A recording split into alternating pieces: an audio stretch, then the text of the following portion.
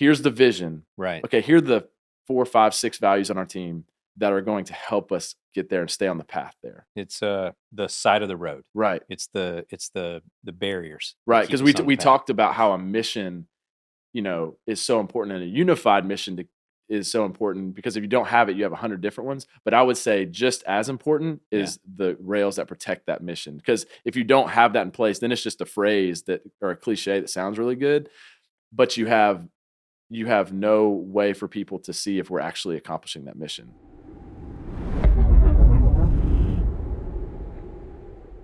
Hey, welcome back to another episode of the Worship Catalyst Podcast, formerly the Worship Leader Essentials Podcast, if you've been in our audience for a while, where we help you become a more skilled and godly leader in ministry and life. I'm Austin Ryan, and if you're new to the podcast, we are a ministry called Worship Catalyst, and we started this ministry 17 years ago to help churches, help people get better at leading their friends and neighbors to Jesus Christ. And we do that by training worship leaders and worship teams to have more skill and more ability so they can lead their congregations better. I've been leading worship for 33 years, I guess, in a lot of different sizes of churches, from house churches all the way up to, pretty big with big teams and all that kind of stuff. And so had a lot of opportunity to lead a lot of people. And so excited to be able to help you become a better worship leader and a better leader in general.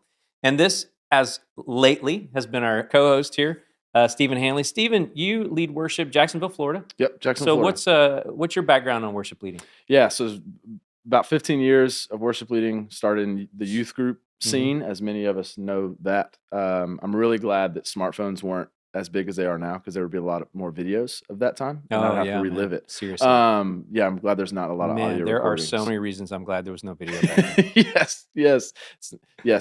The answer to prayer I didn't even know I needed. But yeah, so started leading, studied music in college, and then just that role began to grow leading in my church, and then turned into like a vocation, and we planted a church 3 years ago that I'm the worship pastor at in Jacksonville, Florida. Love it. So good, man. Well, in this series, we're digging deep into sports and worship leading. We've already talked about building trust in your team and developing an excellence culture. And in this episode, we want to talk about something from my 17 years of investing in other worship leaders I don't see done very well very often, but it's vital to a healthy and successful team. And that is building a worship team around a clear and passionate mission. And we're going to be giving you 5 essential strategies to do just that. Now, in sports, this is really easy. Win the championship, whatever it might be, like World Cup, Super Bowl, World Championship, Olympic gold. But it's not only about having a mission, it's about having the right mission and then having the mission shared by everybody on the team. I remember when I showed up for my first practice in high school football. I was just a beast of a football player. You can tell by my physique. And the team, we showed up in our pads, and I had these big pads on, Stephen, you would have loved, back old school with the pads were so much bigger. Like up to your ears. Yes, almost. Exactly. Yeah. I was probably looked like I was wearing my dad's pads. Yeah.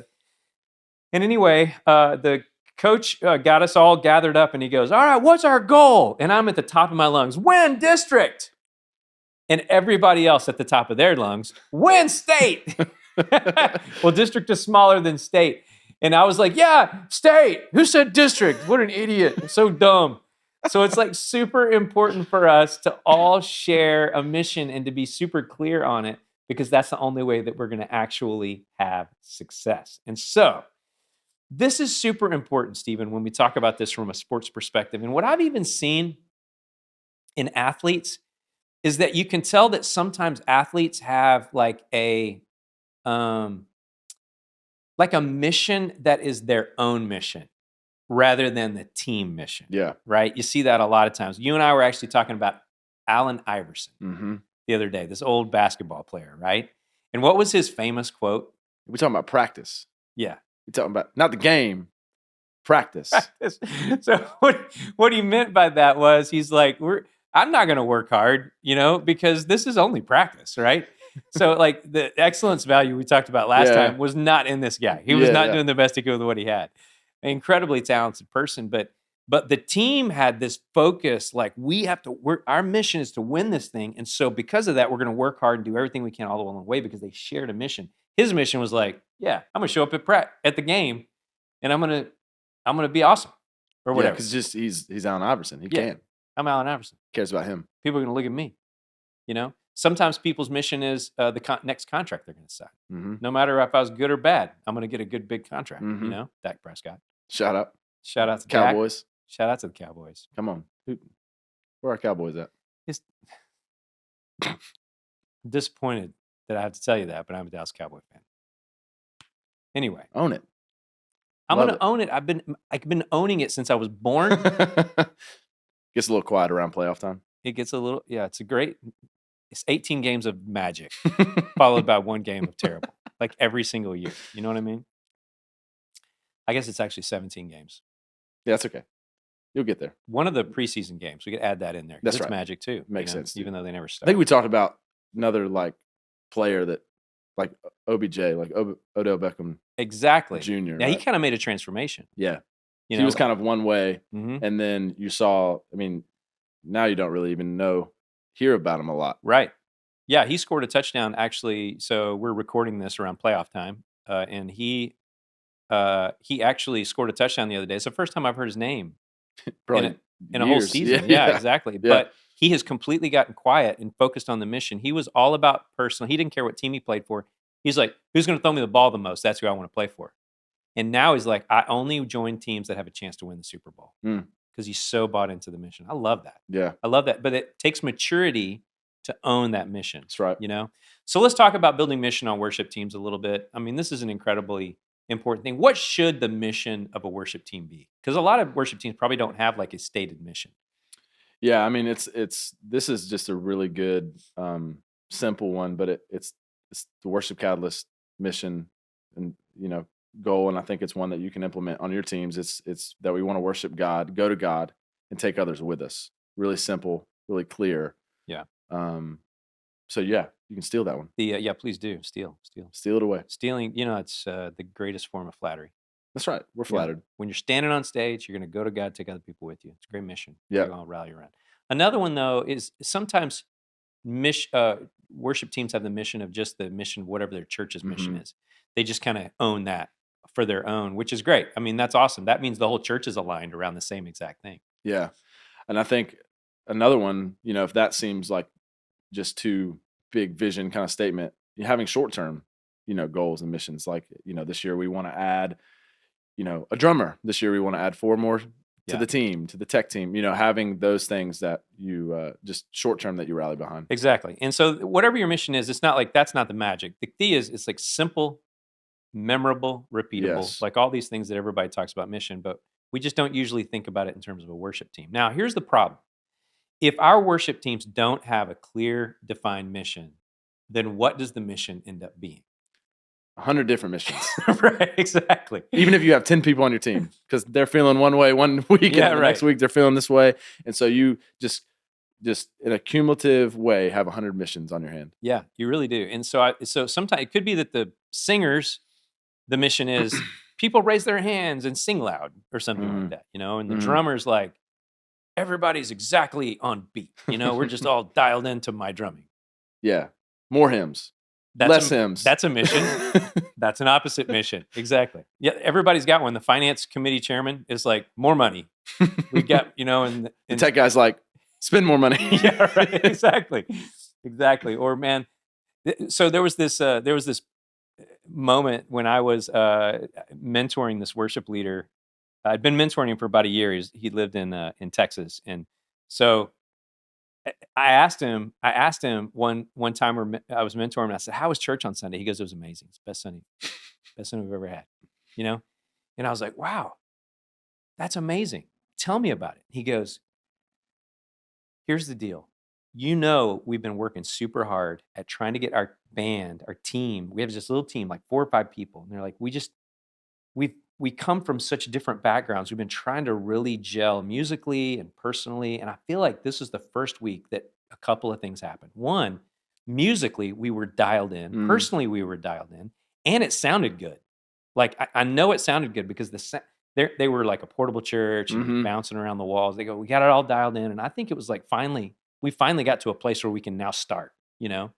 Took like a year and a half to get there. Right? He was like, made it. We're there. So I knew the pastor, and I called the pastor, and I was like, "Hey, man, how was church on Sunday?" He goes, "Terrible. The worst Sunday we've had in a long time." I was like, "Are you serious?" I said, well, how did the worship leader do? And he goes, oh, I'm going to have to fire him this week.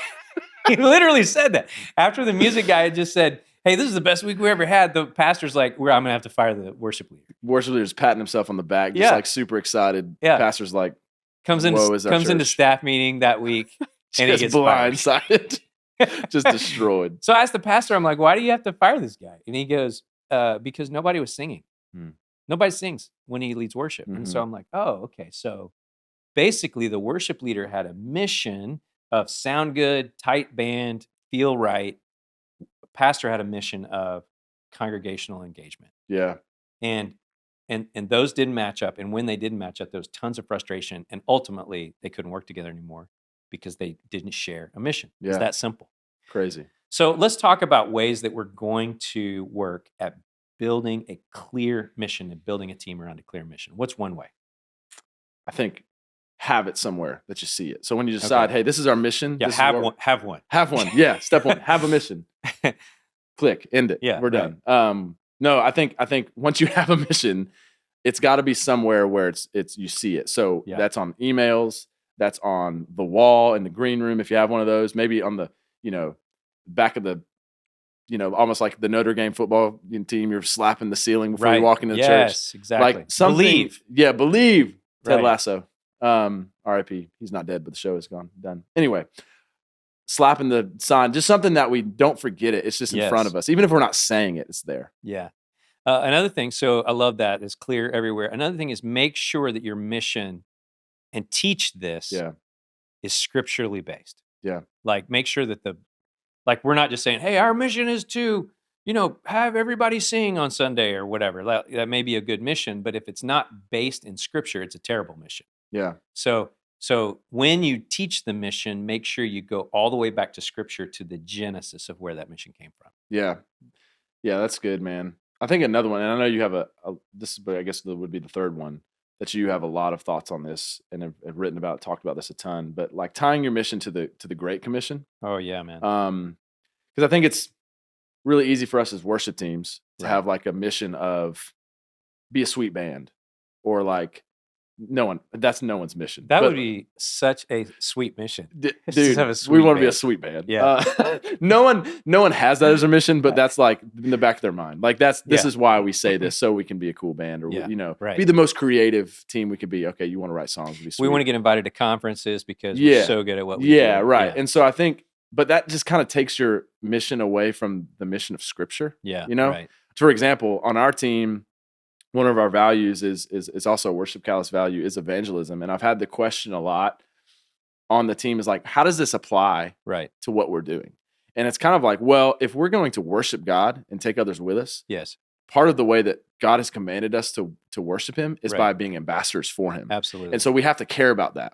And so I think somehow tying your mission as a team, even though you're singing songs on Sunday with probably the majority of your church being believers, man, we're thinking about how this ties into the greater mission that God has called us to be a part of. And I know you have like a ton of thoughts. Well, I mean, just like I love what you're saying there, because we're tying the little mission into the great commission. If you look at Matthew 28, it's like we don't need a mission we don't need a new mission for our church. I know that there's like tons of meetings, and like we spend tens of thousands of dollars to bring in some expert to help us. You're like the church planner assessment before you're launching your church. Not a shade at any of those people, but they're like, all right, now you're going to share your mission. And what if you got to be like Matthew 28? Here it is. Exactly.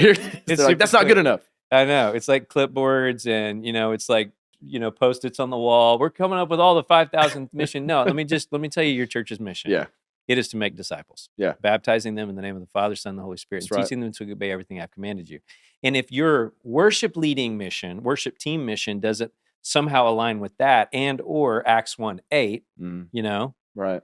And we're going to Jerusalem, Judea, Samaria as witnesses of the goodness of God and the grace of God, then it's not a good mission. Right. Right. And so make sure that when we articulate, go to God and take other people with you, why is that important? And why does that match up with the Great Commission from Matthew 28? So we want to make sure we tie our mission into the Great Commission. So I think that's three really good ones there. Yeah. Right.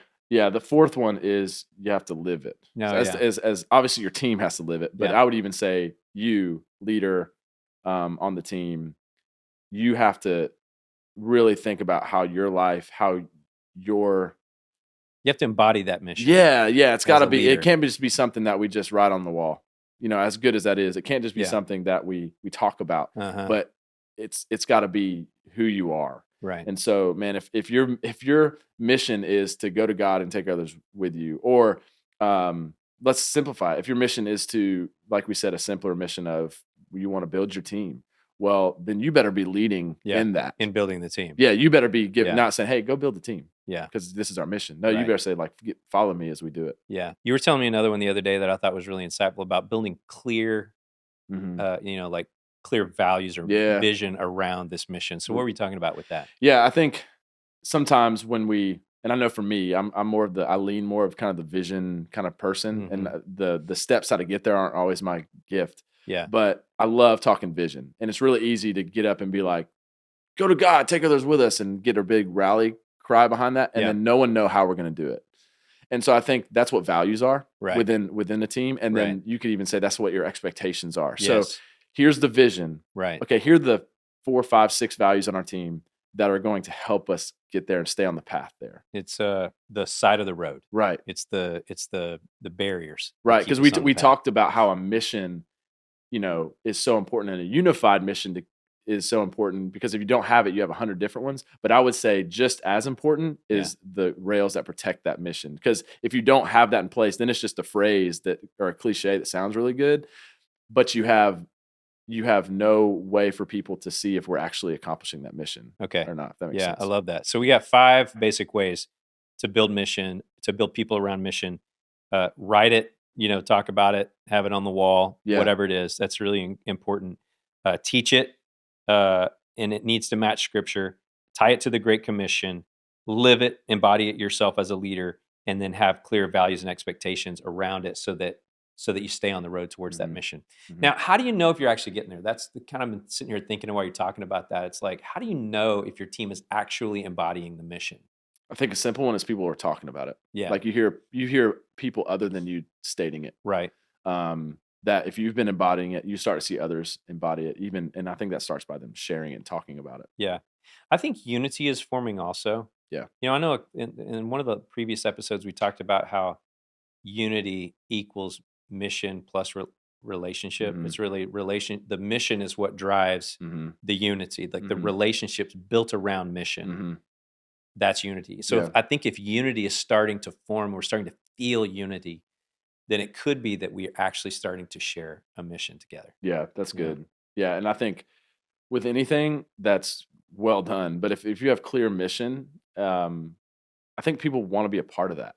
If there's clear mission and direction, and like that begins to be attractive to people, Right. in a not in a weird way, but in Yeah. a really, man, these people know where they're going, Yeah. and they're unified together. There's a lot of biblical, Jesus praying in the garden about unity and that too. But I think people want to be in that; they're attracted to it. One of my favorite outcomes of a shared mission really is when people humbly start serving one another, Yeah, because Yeah. they're like, hey, oh, this mission isn't about me. yeah, And you see that in sports, I think. You see that in sports as players, like we were talking about OBJ yeah, in football, but this has happened in basketball, and it needs to happen on some other teams in basketball as players age, hmm where they start to go, hey, I'm going to become the, I'm going to get more assists yeah, than I actually get points, yeah, because I need to bring the next generation up on this team so that it can be successful, yeah, because we still want to win the championship, yeah.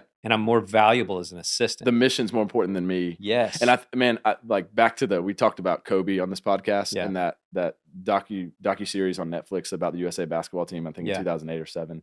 And there's like this great clip that made me watch it, like is why I watched the documentary. And it was Kobe, them talking about one of the first games in the Olympics that they Yeah. played was against Spain. Okay. And Paul Gasol is on the other team for Spain, and he played on the Lakers with Kobe in the NBA. Yeah. And so they're walking out, getting ready to play in warmups, and Kobe says, "I know what play they're going to run first. They're going to try to set a pick for me. I'm running straight through Paul Gasol." Okay.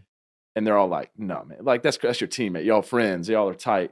And And he's like, no, I'm going to run straight through him. And so go to the first play of the game. Kobe, they set the pick, and he just runs straight through, knocks Paul Gasol on the floor. His teammate. And they're all like, yeah. Oh, and it's because Kobe was trying to send a message in that moment. Hey, he's my teammate. He's my teammate in the NBA. But this is not the mission. Yeah. We're here to win a gold medal for the USA. Yes. That doesn't matter. Oh, yeah. And he just, and they're like, oh, that's how he is, man. Yeah. We're going. And that was the mission was more important than him. He's such a leader in that whole embodying the mission. You can really see that in that moment. Yeah. He needed to send a message to the rest of his team. Guys, this is not the NBA. This is the Olympics. That's right. And so I don't care who you know, we're going to win this thing. We're going to beat all these people. Yeah. I love the clarity of that. Yeah. And I think that's exactly to the worship leading perspective, that we start to see that on the team, where it may not be about you. What that looks like, I think, is, where you might be having a bad day or you made a mistake. Mm-hmm. You don't make a big deal about it. Like, this is changing where we're going. Yeah. Meaning, I'm still going to give it my all today, because there's a bigger mission than me here. Yes. And the mission is more important than me. The others I'm serving with are more important than me, and the church is more important than me. And so I'm going to lay it down. Have you ever had this happen? I've had this happen so many times, and I just love it, where somebody, like, I'll even ask somebody, hey, will you sing lead on this song? Mm-hmm. And then they'll go, I really think this other person would be better. Yeah. And it's just like, wow, that is so amazing, because that's the mission over me. Right. Like, this person literally will be a better leader on this song than I will. Will accomplish going to God and taking other people better. I love that. Yeah, that's good, man. All right. Anything else before we go? Yeah, I think, last thing I think about too, when we're talking about mission and how unity equals mission plus relationship, I think when we're thinking about that, we have to understand that relationship does not drive mission well. Yeah. But mission drives relationship incredibly well. Yeah. And I think an example of that, I worked on a camp staff when I was in college, and I came from Florida to South Carolina or North Carolina, and I knew very little of the people that were there. Yeah. A lot of other college students around the country. I could tell that I wouldn't really hang out with these people just normally. Not all of them, but some I clicked with immediately. Yeah. But I was like, I probably wouldn't hang out with these people just normally. Yeah. But we were there for the whole summer. We were given a clear mission, and that was to love students for the sake of the gospel. Jesus was the goal, loving all students, sharing the gospel with them. And we rallied around that mission first. We were so tight in that process. Yeah. Where we genuinely, we laughed together. Yeah. We shared heartbreak together. Yeah. And these were weirdos that you would have never spent. Yeah, and they're thinking the same thing about me. Exactly. They're like, that kid's goofy. I'm never Right. hanging out with that kid. Who Exactly. is that? And that's what you walk into the room, and that's the stuff you're thinking. And then you have a mission that you're rallying behind, and then there's just this love that comes through that. And I think that's important for your team to think through, is like, how am I putting the mission and allowing that to bleed into the relationships, versus like, if I'm like, well, I like him, so I'll hang out with him and we'll accomplish his mission. Nothing's ever going to get done if that's your basis. Yeah, dude. So good, man. I think that helps answer that question too. Like, because I know I've talked to so many worship leaders who say, oh, the next thing for us is to write songs. And I always ask, oh, cool. Why? Because that's what worship teams do next. They write songs. Yeah. Somebody told me I was supposed to write songs. And I'm like, yeah, you might, but it needs to be because you have the mission that requires the songwriting. Right. You know what I mean? Mm-hmm. But that's another podcast. It's good. Yeah. All right. Well, thanks for joining us on the Worship Catalyst podcast. We'll be back in 2 weeks with another episode. For more resources, head over to worshipcatalyst.com and see some other things that we have built to help you get better at what you do. Most of them are free of charge, just like this podcast is. Hopefully you didn't pay for it. If you did, you got ripped off. Just kidding. And as always, be sure to subscribe to the podcast so you don't miss anything, and follow us on Instagram and Facebook at Worship Catalyst. Next time, Stephen and I will be discussing what we all want, $1 billion. No, to inspire heartfelt worship. So to help you accomplish this, we will be giving you a worship leader's guide to engaging your congregation. Can't wait. See you next time.